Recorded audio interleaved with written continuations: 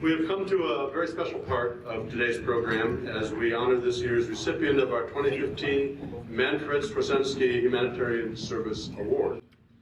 The award selection committee this year was chaired by Mario Mendoza and included Cheryl Cato, Carol Colby, Rich Leffler, Elaine Mishler, Vicki Stewart, and Nancy Young.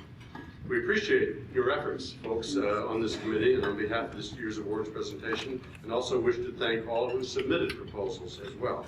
At this point, Mario Mendoza will assume the platform and continue for the moment. Mario. Thank you, President Ellsworth.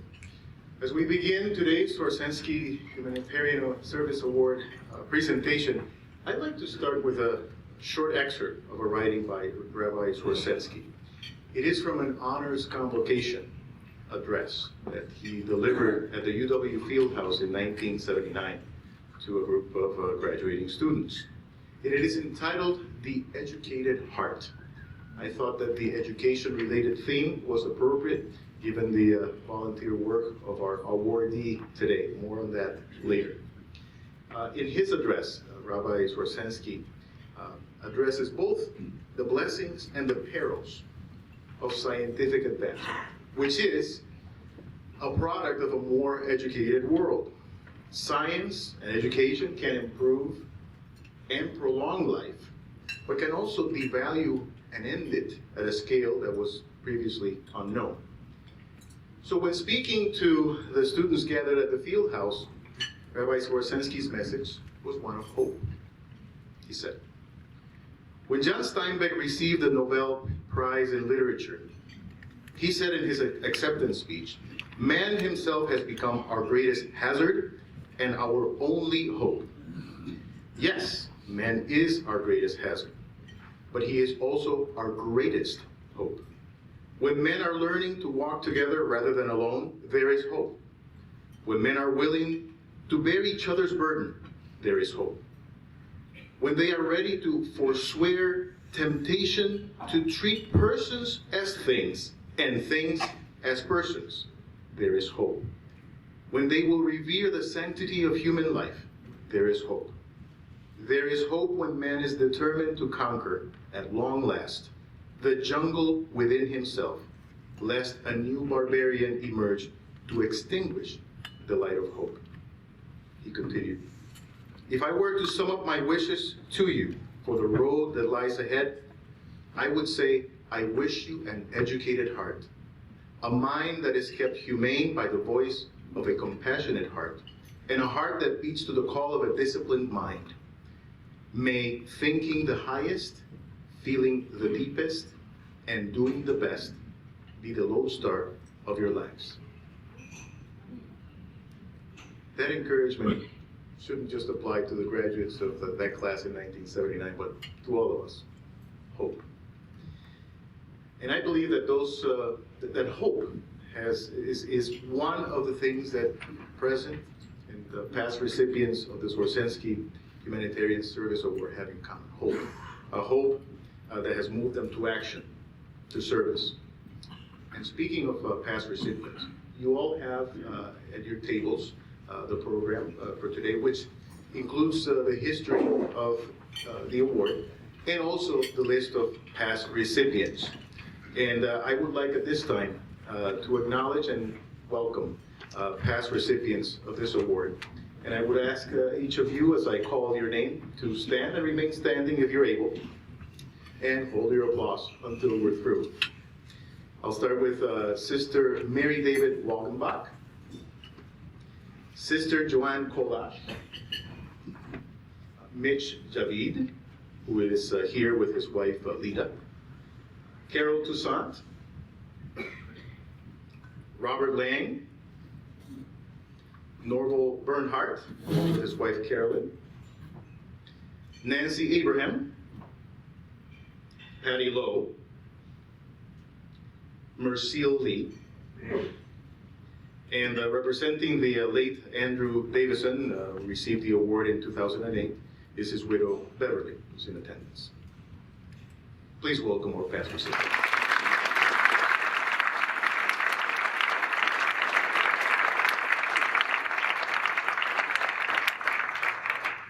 also pleased that Manfred and Ida Swarsensky's daughter was available to attend our meeting yet again today. And I would ask Sharon Swarsensky Bilo, who has traveled here from Highland Park, to stand and please help me welcome her.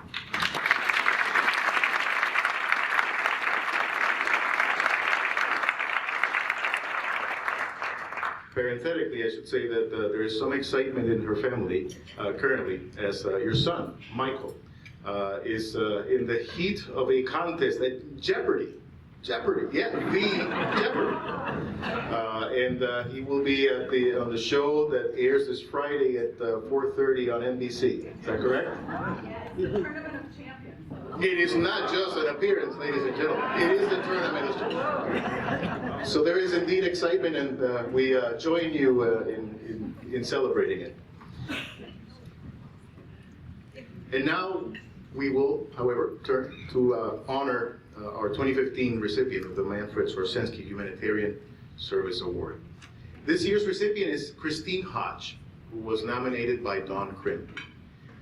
Christine Hodge came to Madison from Arkansas in 1971, along with her 3 children. The people of Mount Zion Baptist Church on Madison's south side quickly embraced her and her family, a gesture that, as you will see, she reciprocated later in life. Soon after arriving in Madison, Ms. Hodge, who had previously been a teacher in Arkansas, became a teacher for the Madison Metropolitan School District. She taught for 26 years. She then served as assistant principal at La Follette High School, and later as principal of Alice Elementary. She served the district for 35 years before retiring. Following her retirement, and as it's referenced in a news story that I read about Ms. Hodge, and I quote, she lounged around exactly 0 days before throwing herself into her next project. She took her energy and experience as an educator and administrator and founded the Mount Zion Academic Learning Center. The Mount Zion Academic Learning Center is an after-school program affiliated with Mount Zion Baptist Church. Ms. Hodge tirelessly enlisted the help of many in our community to transform what was a dark basement at Mount Zion Baptist Church into a bright, cheerful, and deserving learning space. She raised funds, recruited volunteer tutors. The center's program is focused on fostering academic excellence for children in grades K through 6th, primarily residing on Madison's south side. Parents pay nothing. All that is asked of them is their commitment to Ms. Hodge's program. The program runs 3 days a week, and about 20 students participate regularly. The volunteer tutors and mentors assist the children. They leave with their homework done and done right. Ms. Hodge tells each child her goal, which is, be the smartest kid in your class. The center is credited with improving the academic performance of its students. Consistent with Rabbi Swarsensky's example, Ms. Hodge has helped build bridges. She has built bridges between homes and schools. She has helped parents establish effective communications and problem-solving skills with teachers and district staff. And her contributions toward children's academic excellence advance the cause of putting an end to the educational achievement gap in our area. That gap is an obstacle to full participation in and enjoyment of life in our community. So Ms. Hodge's efforts help build a bridge toward the promise of that full participation and full enjoyment, one student at a time. Ms. Hodge has devoted nearly 10 years to the Academic Learning Center. It is clear that that warm welcome that she received from Mount Zion Baptist Church when she arrived in Madison many years ago planted a seed in her, which has now blossomed into this praiseworthy legacy. Christine Hodge, we thank you for being a builder of bridges in our community, and congratulations on receiving the 2015 Manfred Swarsensky Humanitarian Service.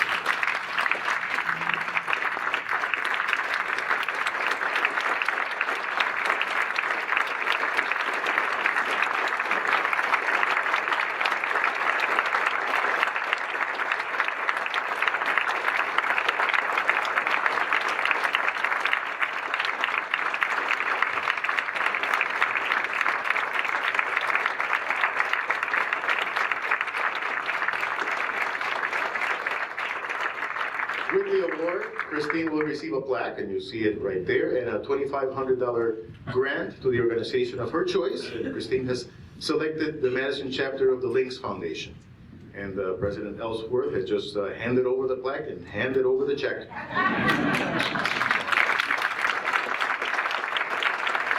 And Christine very thoughtfully wrote a thank you that I'd like to share with all of you.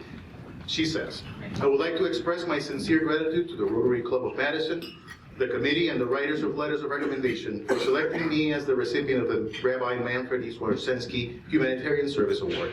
It is a tremendous honor to be acknowledged by such a prestigious organization. I am so humbled to have been chosen and grateful for the opportunity to give back to a community which gave so much to my children and me. I pray that in the future I will continue to support children of this wonderful city in their academic endeavors by giving of my service and my time. I am proud to have touched the lives of so many Madisonians. Children truly are the most precious resource. I have knowingly and unknowingly planted seeds of hope, motivation, accountability, and responsibility in the lives of children and adults. As a teacher, my mission was to equip children with the tools needed to help them live successful lives. Being a teacher always mattered. It is an honor, a sacred trust, and a profound privilege to have been a teacher.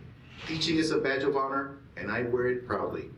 Many thanks for my parents who instilled in me the gifts of serving and giving to others. Even though I am retired, my mind will always be that of a teacher, one who is constantly trying to motivate others, give hope, and shine light on the road of education. In the words of Krista McCullough, teacher and astronaut, I touch the future, I teach. Thank you.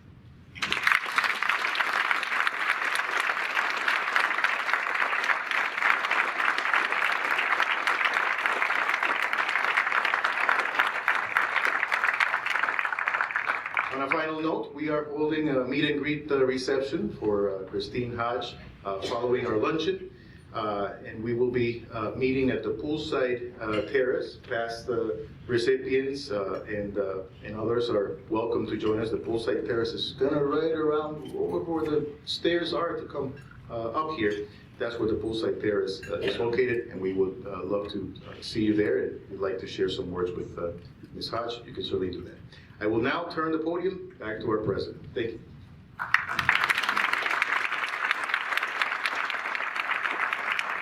Congratulations again, Christine. And Mario, thank you so much for chairing the committee. Appreciate it.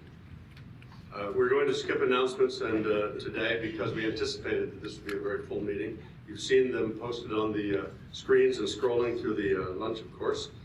However, I would like to tell you that former member Bob Koch passed away on November 7th, and we extend our condolences to his family. Which moves us now to the speaker, who is part of this wonderful program. And just to notice, all of you, that we will have 2 mics circulating the room, so raise your hand if you have a short question to ask, and there will be time for that, I think, afterward. We look forward, Hannah, to your presentation. We have made a contribution to Polio Plus in your honor as a way of saying thanks for speaking today. Hannah Rosenthal, the CEO and president of the Milwaukee Jewish Federation, has spent her career as a successful advocate of social and economic justice. She has demonstrated an ability to build relationships within and between communities, as well as to create unique connections among those of local, national, and international influence. Prior to joining the Milwaukee Jewish Federation, she served as special envoy to monitor and combat anti-Semitism in the U.S. State Department as an executive, and also as executive director of the Chicago Foundation for Women, one of the largest women's funds in the world, and as a regional director for the U.S. Department of Health and Human Services. Hannah was also founding executive director of the Wisconsin Women's Council. She is a graduate of UW-Madison and studied in the Rabbinate in Jerusalem and California. And she has long been active in public policy in Wisconsin, serving in support roles to Wisconsin State Representative and Wisconsin Member of Congress, as well as heading a Wisconsin State agency and a regional federal agency.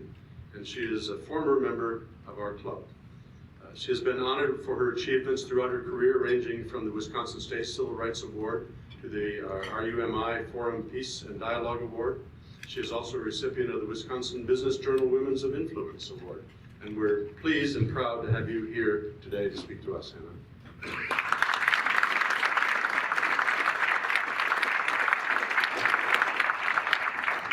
Thank you so much. It is really great to be back in Rotary, back home.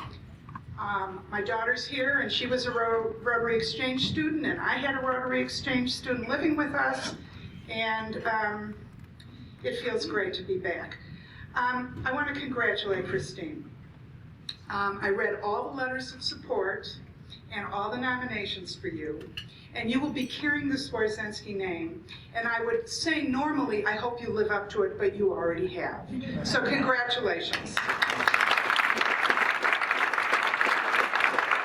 You know, usually at this luncheon, you show a video where people tell their stories about Rabbi Swarsensky, and this year you didn't. But you're not going to get away without hearing my story. That is usually on the video. You probably don't recognize me. I was a lot younger and thinner. My father was also a Holocaust survivor, and he and Rabbi Swarsensky knew each other in Germany. And Dad would tell me stories often about the great Manfred Swarsensky. And the more I heard about him, the larger he grew. Dad would tell stories about how he was in Mannheim, Germany as a student rabbi, and Rabbi Swarsensky was in Berlin, and how Dad would travel to Berlin to get there before sundown of the Sabbath, so he would get there in time to be able to hear Rabbi Swarsensky, the great orator. And one day my mother said, Rabbi Swarsensky is coming to dinner tomorrow night. I was beside myself. I was about this tall and young, and I got to get a new dress and new anklet stockings, so that kind of ages me. And I was so excited that I was going to meet Manfred Swarsensky.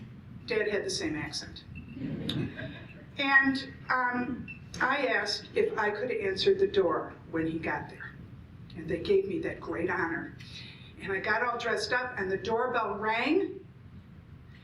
And I thought the way they talked about Rabbi Swarsensky in such unbelievable terms, that he was ancient, an ancient wise man, and at least 10 feet tall. And so when I got to the door and I opened it to see the great man, I had to lower my gaze because he and I were looking eye to eye. And I said, "This is Rabbi Swarsensky?"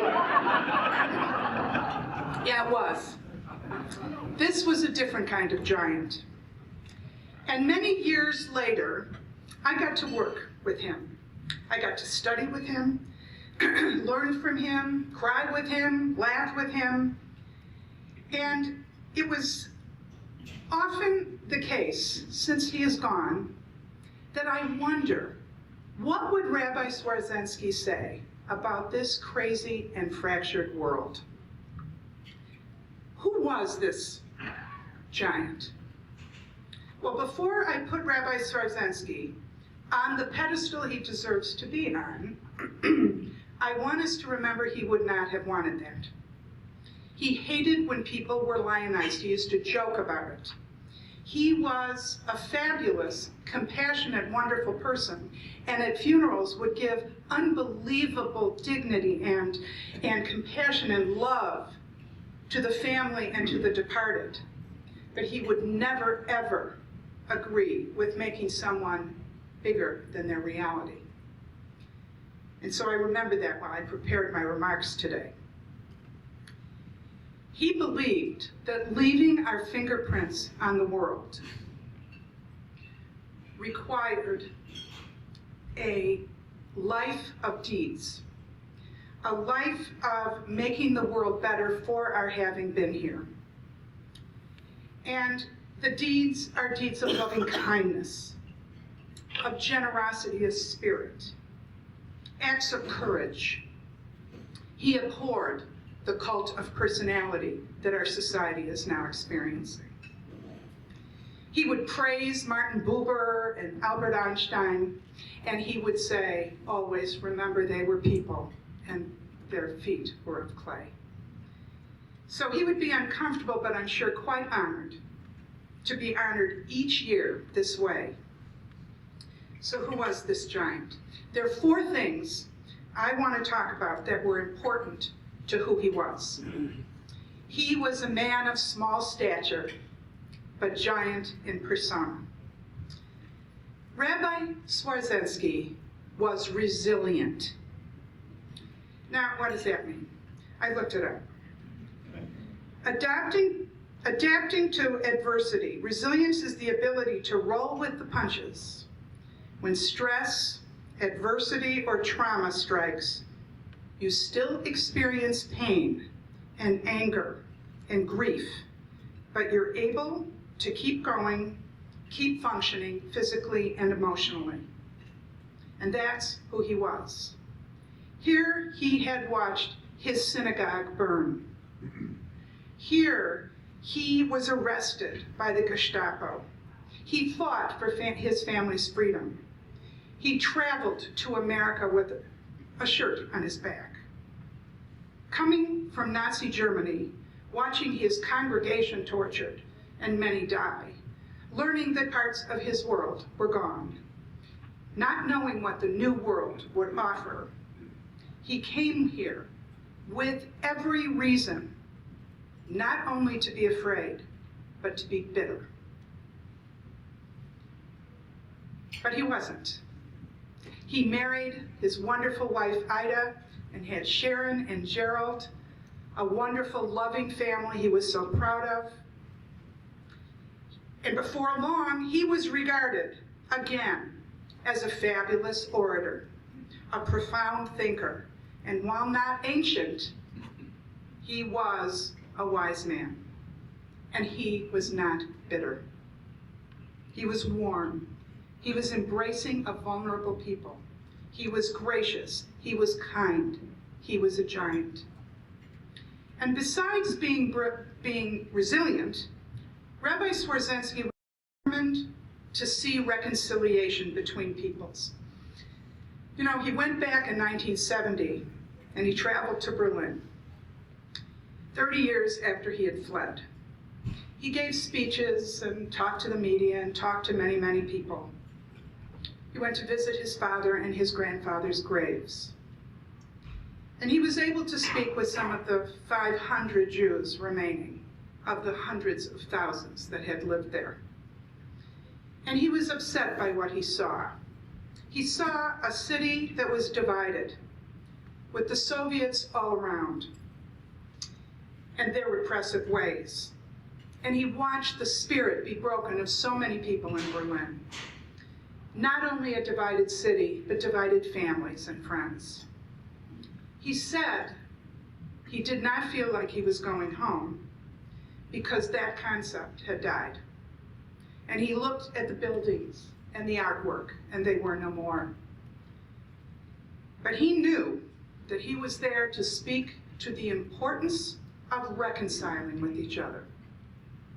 That disparate people had to not only put up with each other, but had to reach across to each other and try to understand different philosophies, different practices, different fears, different lives.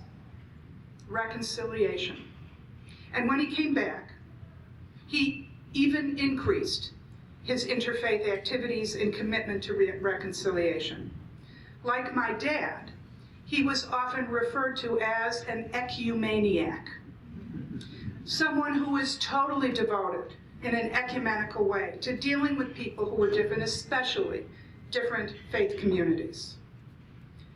And unusual for rabbis, he would marry people who both partners were not Jewish. He wanted to be welcoming, to be inclusive, to help families reconcile. He worked with government bodies who sought his wisdom and his guidance. He worked with churches. He worked with people of other religions. He taught at Edgewood, a Catholic college. I took one of his classes there.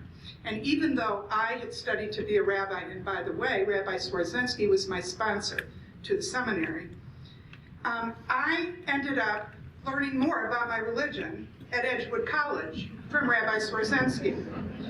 And through his life and his death, I was able to meet wonderful nuns that became very fast friends. And he was able to open my eyes and introduce me to diverse people that otherwise I would not have met, learned from, and become friends with. And while Rabbi Swarsensky treasured reconciliation, he also felt that all people should bear witness to the depths of human cruelty, of man's inhumanity to man. He did worry that the history of the Holocaust might fade into just another war. And although he often said that there were horrible genocides, and by the way, the word genocide didn't come about until after the Holocaust, he talked about massive, horrendous chapters of history that preceded it, whether it was the Turkish massacre of the Armenians, or the deportation to Siberia and the slow death of 15 million Russians, or the death of 7 million Ukrainian peasants by starvation in the early 30s, the liquidation of the Chinese. The list goes on, from Indonesia to Uganda to Cambodia. The list is horrendously long. And through these horrors, we're supposed to learn lessons. And then there was the Holocaust. And it stands out as an unparalleled history in the annals of world history. Never before had there been a program of systematic, government-sponsored genocide, which resulted in the killing of 6 million Jews. And 1 million were under age 14. And the disabled, gay individuals, the Roma, were also victims of intended complete extermination. And the result of the Holocaust was the extermination of 1/3 of Jews on the face of the earth. It began in a country, and by a country, that was very well educated. The land of Bach and Beethoven, of Kant and Goethe. This country of the civilized did the most uncivilized thing. And we must bear witness, learn about this ugly chapter of history. And as he would say, we have to do so before the survivors, the witnesses, and even the perpetrators are all gone. Time cannot erase this chapter, and he demanded all of us to ensure we learn about it, that we delve into the various accounts, and that we ask why the businesses and the trade unionists and the academia and the intelligentsia and the churches, where were they on November 11th? Where were they when neighbors were being rounded up and shot before their eyes? Where were they in speaking out against this tyranny? Of course, the silence was deafening. And he demanded that that has to be part of how we bear witness. Because if we ignore the history, and if we don't learn the lessons of the Holocaust, we're bound to see it repeated.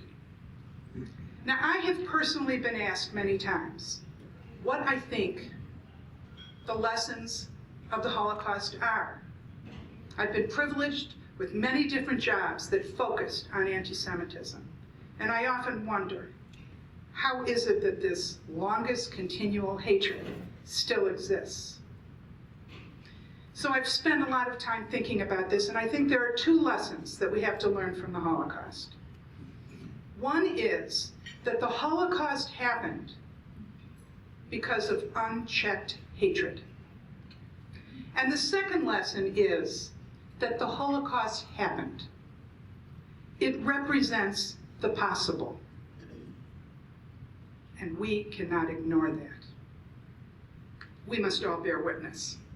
And the final attribute of Rabbi Swarsensky's that I want to highlight is his admonition to all of us to leave something behind that matters. He taught us about ethical wills. Now, we all spend time hoping to earn enough money to be comfortable, to perhaps be philanthropic, to leave money for our children. Now, all of that is fine and even important. But Rabbi Swarsensky taught us that it's more important that we communicate to our children the fundamental values that are important to who we are, who we want to be, and who we want them to be. Ethical wills are an ancient practice that some very wise people have resurrected. It is natural for all of us to hope that our lives will be extended beyond the years that we have on earth. Many have beliefs of otherworldliness and another life after this one. He taught us we'll find out about that when the time comes. But he asked us to participate in this worldliness, in this kind of everlasting living. He asked us to be sure to let our family know and our friends know that immortality is found in eternal values that we pass on. We want those to follow us, to be kind, to be honest, to be loyal, to be gracious, to be generous, to be promoters of peace, to do justly, to love mercy, and to walk humbly. But we cannot assume others know that. Those are our values. And so we must teach them, we must preach them, and ourselves live by them. We have to be intentional in expressing what our values are and what we expect from others. So, Rabbi Swarsensky is a model for us to learn about resilience and the importance of reconciliation and the necessity to bear witness to human cruelty, especially what the Holocaust teaches us. And he taught us to pass on our dreams and our values. Not a bad legacy, I'd say. How lucky many of us are that we had a chance to know him. When I was a young rabbinical student, I was always amazed when I was working at Temple Bethel that no matter how busy he was, on Wednesdays he would scurry out because he had to be at his Rotary meeting. At the time, I had no idea what Rotary was. Little did I know I would become a member, my family would be involved through Rotary Exchange, and honor all the wonderful things that you do. So he would be very proud that Rotary is honoring him. I want to thank you for letting me talk about one of my heroes on this, not only the anniversary of his death, but the anniversary of Kristallnacht, the night of the broken glass, the unofficial beginning of the Holocaust.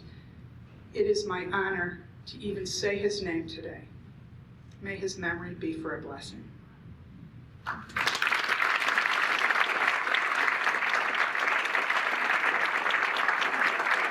we have 5 minutes for questions.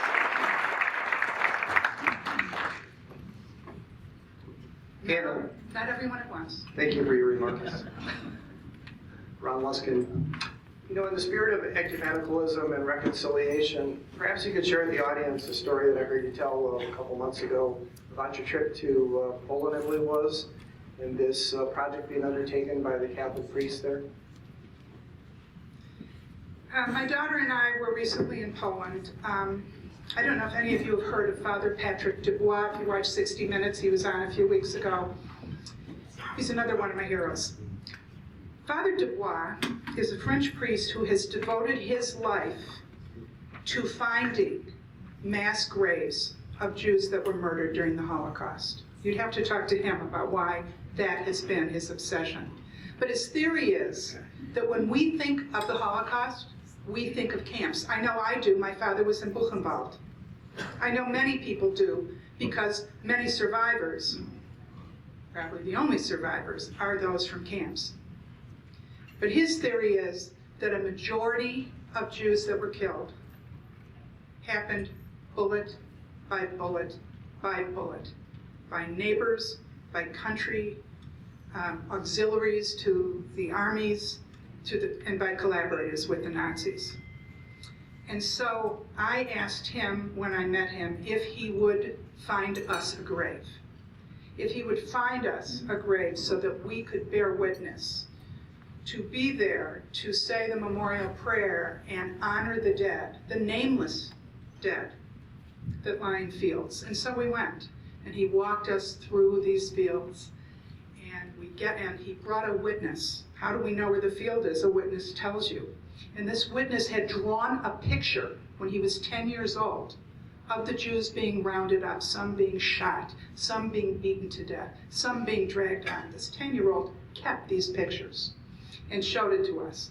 And then he walked us to where the ravine was that is now full of bones.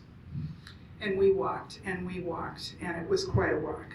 And we get there, and you can tell it's a mass grave, because you know when you walk in fields, they're all like this, and all of a sudden there's a depression, and it walked. And we stood at the depression, which was the mass grave. And I have to tell you, I was overcome by this way of bearing witness. I felt it, I needed to do it. I was really happy my daughter was with me, my sister was there, her husband, my niece. It was a family event. And we'll never know the names of the people that are in there. We'll never be able to count them. There are estimates by the people in the city who talk about it. But we estimated we were looking at a field of 18,000 people. So it's one thing to bear witness to this, and that's the way I chose to. We all choose to bear witness to human cruelty in different ways, but there has to always be a call to action. And so, what's the call to action with that? It's reaching across the divide. It's meeting with people you would never have lunch with. It is meeting with people who you don't think you agree on anything, and over a good lunch discussion, you find out there's lots you agree in. You find projects you can work on together. And that's part of bearing witness. It's not just standing there and witnessing history. It's doing something with those lessons. And I told you what I thought the lessons were. That anytime there's hatred, we have to call it out immediately, or it festers. And the second is to recognize that the human cruelty of the Holocaust happened. Do I think it's going to happen focusing on Jews today? I have no idea. But I think human cruelty is being pumped right now by forces in the political and rhetorical discourse that are very dangerous. And so bearing witness calls for checking words of hatred, no matter who's saying them. Yes? Could you say something about Sister Well, Rose theory? Sister Rose theory was one of those nuns who is just one of the most remarkable people you'll ever meet. And I met her when I was living in New York. She was one of those people who not only reached across any kind of divide that might have been there, she made it her work to confront the anti-Semitism she was raised with. And she was remarkable. And she worked with diverse people, diverse religions. I can't even come up with all the words. She's such a sainted person. And she brought troops to Israel because she considered hatred of Israel to be hatred of the collective Jew. And she wrote and she spoke, and it was my great honor recently to honor her memory. And she and Rabbi Swarsensky would have been very good friends. Hello. Hello. I agree. Manfred Swarsensky was actually my favorite person to sit next to. I used to engineer it when I was here. I even gave instructions to my family in case of my untimely death. I wanted him to do my funeral. I think he seemed to have a pipeline. And I agree with your observations about how we brought people together and was a big man in that way. And I'm wondering what he thinks of what has happened in Palestine, Israel, and how when he's up there, he must grieve over the inhumane treatment of the Palestinians by his people, by the Jews. Well, let me try. If I can just, because for years, the people in Palestine of all religions, the Christians, the small number of Christians, fairly small number of Jews, quite a few Muslims, lived together quite harmoniously under the Ottomans and then under the British occupation for many years. I don't know if that's true. Well, and I was there before the '67 war and knew people from both religions. So, yeah, I am, somehow or other, this became disrailed to the hatred and all of the sadness that has gone on. What, if he was around, what would he have done that could have made this better? Well, the first thing he would do is set the record straight. In 1948, when the State of Israel was formed, there was supposed to be a Palestinian state. And you will remember that Jordan took over that land. It wasn't Israel, it was Jordan. And Israel was not accepted by any of the other people in that very hostile neighborhood. So she's been fighting for her survival against pretty unbelievable sources, including the Palestinians. Now, I have great compassion for the Palestinians, and I was just yesterday with Netanyahu and urged him to get back to the rhetoric of a two-state solution. But there are forces in Israel who don't want a two-state solution. And I don't mean the right-wing settlers. I mean the Palestinians. They want a one-state solution, and that would mean making sure Israel doesn't exist. Now, I don't want to get into a debate. There's plenty of blame to go around, rhetoric that's completely out of control, and rockets that fall on Israel, and thanks to the United States, they do very minimal damage. When you're dealing with a country that was born of the Holocaust, it's impossible to separate the two, and that's a very controversial statement to make, because Zionism preceded the Holocaust. It is impossible not to have complete, the only word that comes to my mind is Rahmanas, which is not an English word, is to have incredible compassion for the people who are being used by this conflict, who are being kept in unbelievable poverty and deprivation, and people who are striving to get an identity and to get peace. And the forces aren't with them. So I have great Rahmanas for them. And I personally work very hard for a two-state solution. But it isn't as simple as you said, sir. Thank you.